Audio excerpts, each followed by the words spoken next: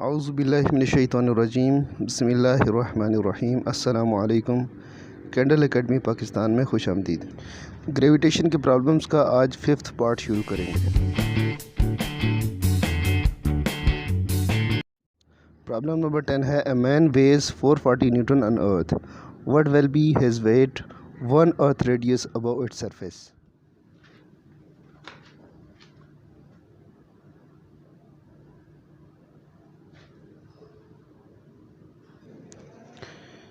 Problem 10 में ये पूछा गया है कि एक बंदा है जो सरफेस ऑफ अर्थ पे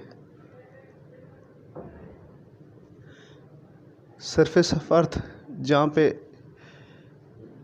इसका डिस्टेंस सेंटर से RE होता है, तो यहाँ पे इसका वेट जो बताया गया वो 440 न्यूटन है। W = 440 Newton. क्वेश्चन ये पूछा गया है कि अगर ये यहाँ से शिफ्ट हो जाए इतना कि जितना सेंटर से यहाँ तक का डिस्टेंस था इतना ये ऊपर चला जाए, ठीक है ना, तो यहाँ पे अगर ये बंदा यहाँ पे मौजूद हो तो यहाँ पे क्या डिस्टेंस होगा। तो फिर हम यहाँ देखते हैं ये पूरा डिस्टेंस क्या है, ये R' है और R' या R' किसके बराबर है 2RE के, ये RE का डबल है। तो हम अब इससे डेटा लिख लेते हैं।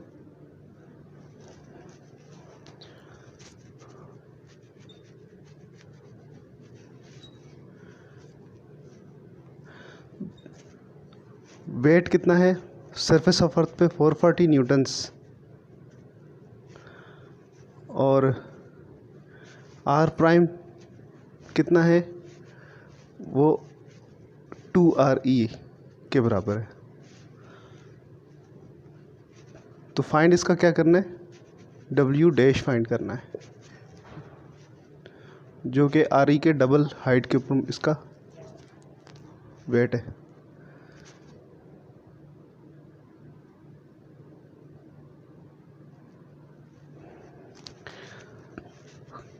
तो W किसके बराबर होता है, W = G_M_E_M जो उसका अपना मास है अपॉन RE का स्क्वायर। ये W है और W' क्या होगा, W' में सिर्फ किसका डिफरेंस होगा, वो RE का स्क्वायर के बजाय R' का स्क्वायर होगा। तो G_M_E_M अपॉन R' का स्क्वायर। तो R' किसके बराबर है, R' = 2RE। तो यहाँ वैल्यूज़ डाल लेते हैं, G_M_E_M 2RE का स्क्वायर।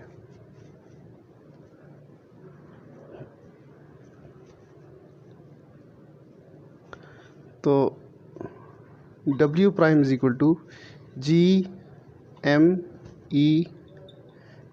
अपॉन 4RE का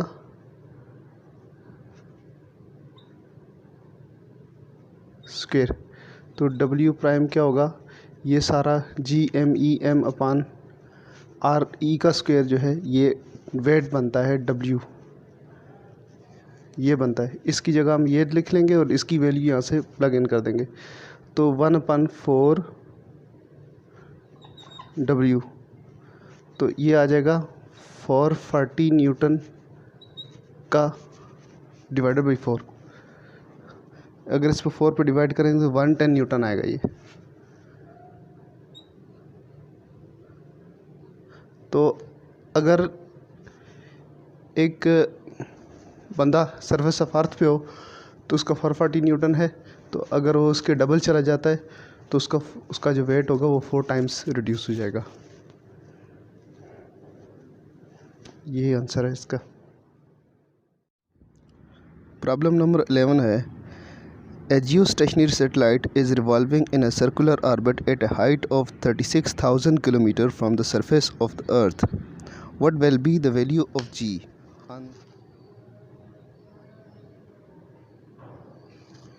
एक जियो स्टेशनरी सैटेलाइट है जिसकी हाइट गिवन है। तो स्टूडेंट्स, जियो स्टेशनरी सैटेलाइट क्या होता है पहले इसको समझ लें। ये जियो स्टेशनरी ऑर्बिट है, इसके अंदर एक सैटेलाइट है जो घूम रहा है। अब ज़मीन का अपना एक स्पिन है, उसकी अपनी स्पिन की वेलोसिटी है। तो अगर सैटेलाइट को हम किसी भी ऑर्बिट के अंदर करते हैं, छोड़ते हैं, तो उस ऑर्बिट के अंदर सैटेलाइट की अपनी वेलोसिटी होती है जिस वेलोसिटी से ये ज़मीन के इर्द गिर्द घूम रहा होता है। तो जियो स्टेशनरी ऑर्बिट वो हाइट होती है कि जिस पे सैटेलाइट की वेलोसिटी अर्थ की स्पिन के साथ मैच कर जाती है। तो जिस स्पीड से अर्थ घूम रहा है इसी स्पीड से सैटेलाइट घूम रहा है। तो लगता ही है कि ये सैटेलाइट रुका हुआ है। ज़मीन पे सरफेस के ऊपर जितने भी ऑब्जर्वर हैं उनको ये सैटेलाइट रुका हुआ नज़र आता है, ये मूव करता हुआ नज़र नहीं आता। तो इसलिए इसको जियो स्टेशनरी ऑर्बिट कहते हैं और इसके अंदर जो सैटेलाइट होती है उसको जियो स्टेशनरी सैटेलाइट कहते हैं। तो क्वेश्चन ये है कि जियो स्टेशनरी सैटेलाइट का जो हाइट है ना वो 36,000 किलोमीटर है। ये हाइट है 36,000 किलोमीटर्स। तो यहाँ पे उसकी ग्रेविटी क्या बनेगी?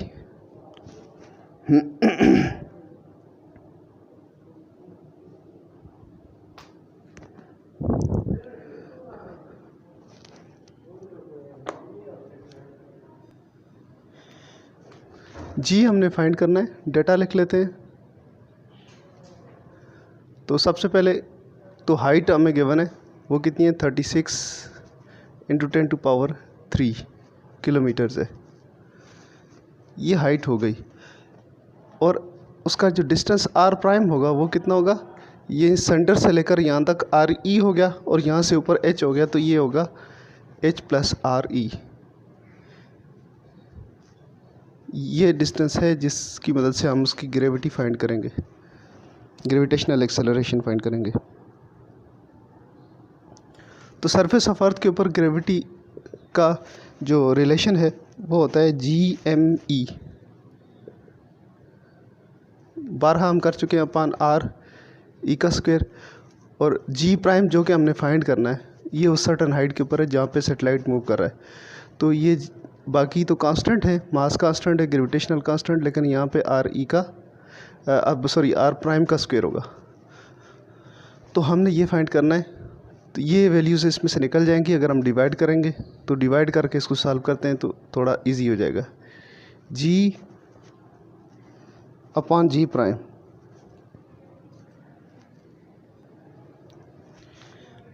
G/G is equal to G' की वैल्यू क्या है?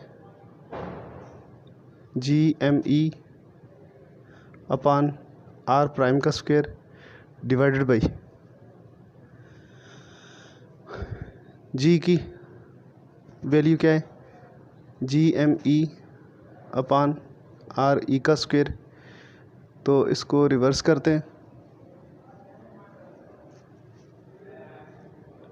G'/G is equal to GME upon r' का स्क्वायर मल्टीप्लिकेशन re का स्क्वायर ऊपर आ जाएगा और GME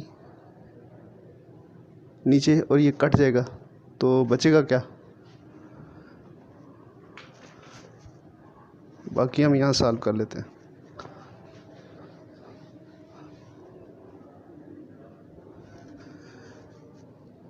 G'/G इसका आंसर होगा re का स्क्वायर अपान r' का स्क्वायर। तो ये इक्वल होता है, हमने फाइंड तो ये करना है तो इसको भी आगे मल्टीप्लाई कर देते हैं। G' is equal to GRE का स्क्वायर अपान r' का स्क्वायर। तो r' की वैल्यू हमने लिखी हुई है वहाँ पे। तो G' is equal to GRE का स्क्वायर अपॉन h + RE और इसका होल स्क्वायर। अब अगर हमारे पास हाइट भी है, ये RE है, इधर भी है, यहाँ G की वैल्यू हमें सब पता है। तो ये सिर्फ वैल्यूज़ पुट करनी है और इनका असर हमारे पास आ जाएगा। तो लेट्स सी।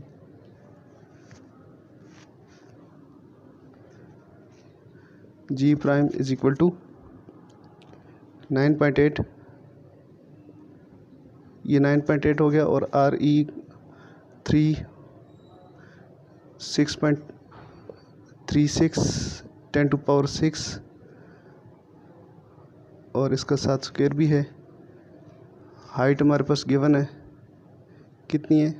36 × 10⁻3 और प्लस 6.36 10⁶, और इनको मल्टीप्लाई करने के बाद, ऐड करने के बाद स्क्वायर लेना है। तो इसको अगर सॉल्व करेंगे तो इसका आंसर आता है 0.22 मीटर पर सेकंड स्क्वायर।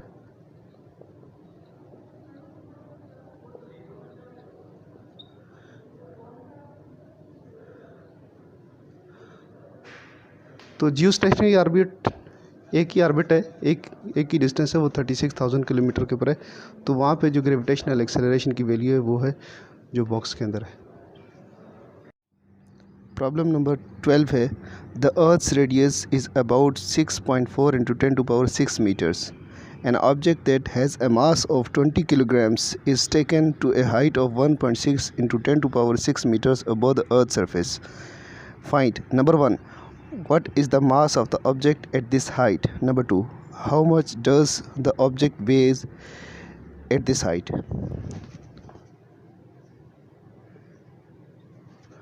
प्रॉब्लम 12 में एक ऑब्जेक्ट दिया हुआ है जिसका मास है 20 किलोग्राम्स। 20 किलोग्राम ऑब्जेक्ट है, मास उसका ये रहा, और ये डिस्टेंस आर ई 6.36 10⁶ मीटर्स। पूछा ये गया है कि इसको उठा के हम कितने डिस्टेंस के ऊपर रखें, इससे ऊपर ले जाएं, यहाँ ले जाएं जहाँ पे ये डिस्टेंस बनता है 1.6 × 10⁶। ये हाइट है, ये यहाँ से डिस्टेंस नहीं है बल्कि सरफेस ऑफ अर्थ से यहाँ तक है। तो टोटल जो होगा वो आपका R prime equal to R E plus H height होगा। तो ये बिल्कुल पहले क्वेश्चन की तरह ये उससे सिमिलर है, मिलता जुलता है, लेकिन ये किसी बोर्ड में आया हुआ है तो इसको हम सॉल्व करवा देते हैं।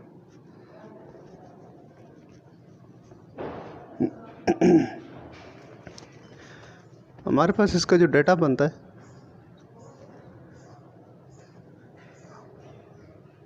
हमें जी की वैल्यू चाहिए 9.8 मीटर पर सेकंड का स्क्वायर, आर ई हमें चाहिए तो वो है 6.36 × 10⁶ मीटर्स। आर प्राइम हमें पता होना चाहिए, हाइट प्लस आर ई है, और हाइट भी हमें गिवन है 1.6 × 10⁶ है। अब हमें जी प्राइम फाइंड करना है। तो बड़ा आसान है, हम पहले वाला फार्मूला यूज़ करते हैं। Formula G prime is equal to, last question में जो हमने फार्मूला ड्राइव किया था हम उसको पूरा प्रोसेस दोबारा नहीं करते। जी आर ई का square upon are E plus H का स्क्वायर है। इसके अंदर वैल्यूज़ डालेंगे तो आ जाएगा। तो वैल्यूज़ क्या है? 9.8 मल्टीप्लाइड 6.36 10⁶ स्क्वायर और 6.36 10⁶, यहाँ पे ये ऐड हो रहा है हाइट के साथ 1.6 × 10⁶। ये तकरीबन उतनी हाइट है जितना रेडियस ऑफ अर्थ है, उससे थोड़ी सी कम है। तो इसका स्क्वायर, अब इस सारे अगर इसको सॉल्व करेंगे तो इसका क्या आंसर आएगा? जी की वैल्यू जो आएगी हमारे पास,